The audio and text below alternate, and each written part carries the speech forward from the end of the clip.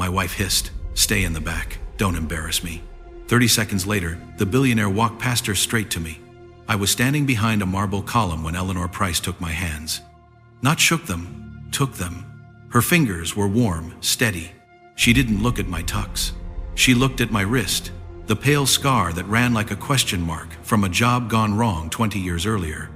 Her eyes filled. The room kept humming jazz laughter, the soft clink of glasses. But for a second, it all went quiet. "I've been looking for you for 28 years, she whispered. Somebody dropped a glass. I didn't have to turn to know who. That was the moment. The crack in the floor, the point of no return. Everything before that, every small humiliation, every swallowed word came rushing back, and everything after it would change my life. The charity event belonged to Sandra. She had reminded me multiple times during our journey, adjusting her gown, inspecting her reflection, as though we were attending royalty rather than a fundraiser. "Simply remain unobtrusive," she instructed. "Allow me to manage conversations." I agreed silently. That was my pattern. Inside the grand hall, Sandra advanced ahead, posture impeccable. She belonged here. I did not.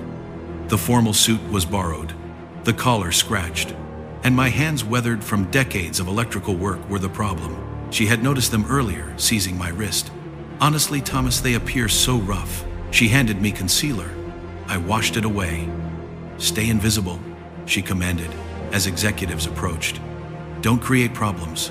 So I stationed myself beside the column, watching her perform, laughing at recycled jokes, discussing values and ethics as though she invented them. Then Eleanor Price entered. She moved with natural authority, mid-50s, understated dark attire, minimal ornamentation. She acknowledged guests while her attention searched the room. Sandra advanced with her practiced smile. Eleanor bypassed her entirely. She approached me directly, her gaze locked onto mine. She took my hands.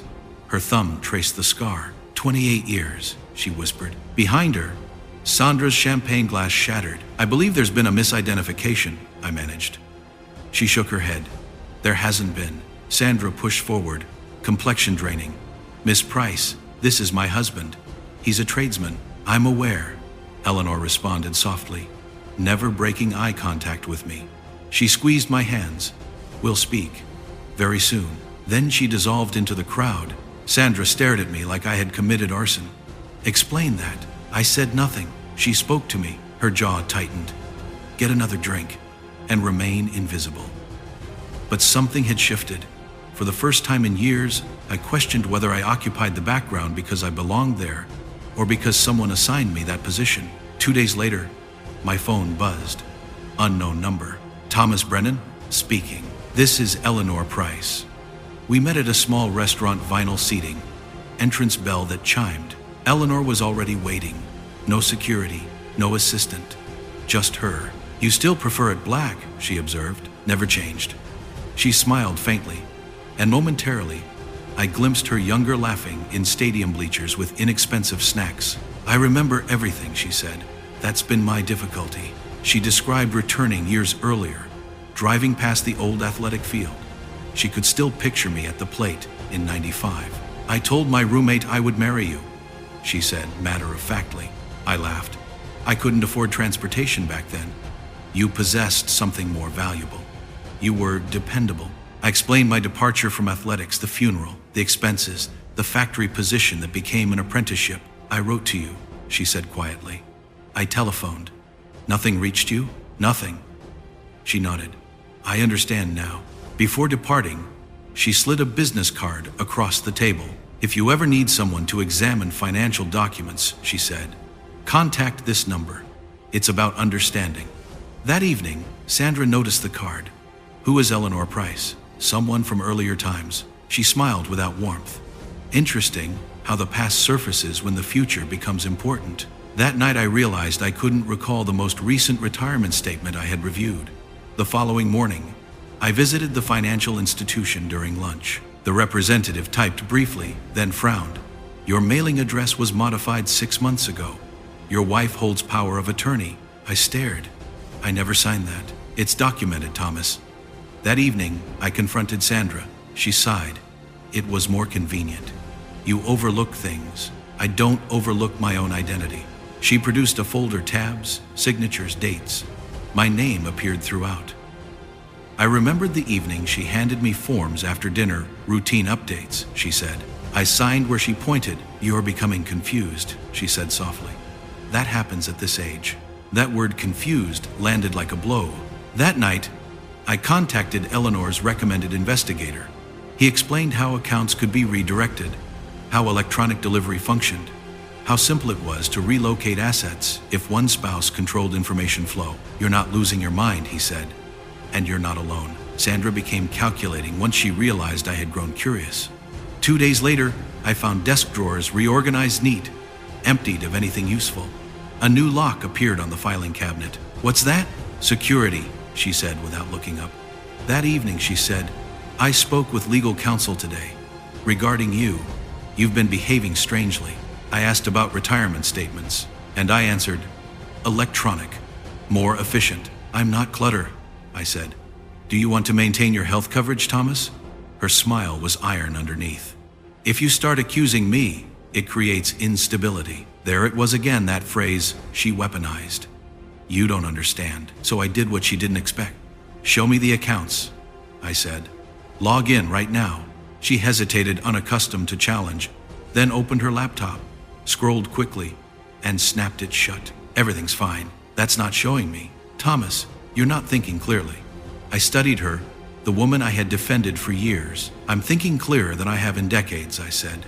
The next day, I visited the library, fumbled through password recovery for 40 minutes, finally accessed an old email Sandra didn't know existed, and there it was: notifications, account changes, beneficiary updates I never saw because they went to the inbox she controlled. I printed everything.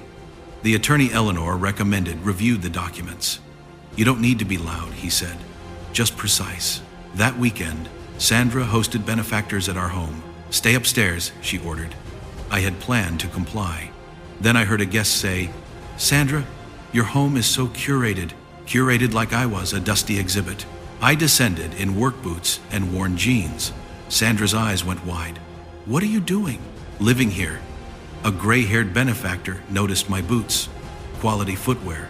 My father wore those his whole life. For a moment, I wasn't invisible. Later, I found a cardboard box in the garage, old athletic clippings, and a cassette tape in Eleanor's handwriting. My father had mentioned years ago that some woman left something while I was working. I assumed it was junk. I pressed play. Her voice, young, nervous, hopeful. Thomas, I couldn't leave without trying one more time. I never stopped thinking about you. If you ever want to find me, I'll be waiting, always. 30-year-old words echoed like a second heartbeat. Divorce proceedings began 3 weeks later. I presented evidence, forged signatures, redirected accounts, systematic erasure of my financial identity. Sandra's attorney painted me as confused, but the investigator testified. The documentation was irrefutable. I recovered 60% of my retirement savings. The rest had vanished into expenses Sandra couldn't explain. I kept the house, the one I wired myself, where my father watched old games until his final days. I met Eleanor one final time at that same restaurant. I'm sorry it came to that, she said. I'm not. Not anymore. She took my hand. Her thumb traced the scar. You're not invisible anymore. I didn't marry Eleanor. We became something different, old friends reconnected. I still live in Cedar Falls, still work with my hands, still drink coffee black, but I don't stand in the back anymore, and I never will again. Asterisk, asterisk. If this story resonated with you, if you've ever felt invisible, subscribe right now and hit that notification bell. Asterisk, asterisk. Asterisk, asterisk. Every week, I share stories about ordinary people who refuse to stay small. Asterisk, asterisk. Asterisk, asterisk. Drop a comment. When did someone try to make you feel invisible? How did you stand back up? Asterisk, asterisk. Asterisk, asterisk. I read every comment. See you in the next one. Asterisk, asterisk.